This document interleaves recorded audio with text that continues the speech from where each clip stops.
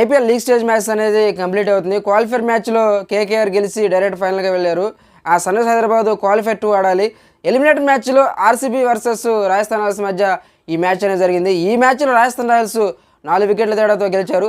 Rajasthan Royals toss గెలిచి bowling అయితే ఎంచుకున్నారు. ముందుగా బ్యాటింగ్ చేసిన ఆర్సీబీ 8 వికెట్ల నష్టానికి 152. ఆర్సీబీ బ్యాటింగ్లో రాజ్ పైటార్ 34 పరుగులు చేశాడు. కోహ్లీ 32 పరుగులు చేశాడు. అదేవిధంగా లామ్రోర్ 32 పరుగులు చేశాడు. రాజస్థాన్ రాయల్స్ బౌలింగ్ వచ్చేసరికి ఆవేష్ ఖాన్ 2 వికెట్లు తీస్తున్నాడు.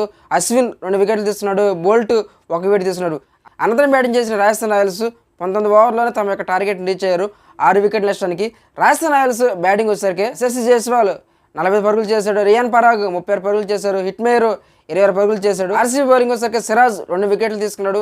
కరణ్ శర్మ 1 వికెట్ తీసుకున్నాడు. కెమెరా గ్రీన్ 1 వికెట్ తీసుకున్నాడు. ఈ విజయంతో రాజస్థాన్ రాయల్స్ క్వాలిఫైర్ 2కి అర్హత అనేది సాధించారు. మరి క్వాలిఫైర్ 1లో ఎవరైతే ఓడిపోయారో వాళ్ళతోటి క్వాలిఫైర్ 2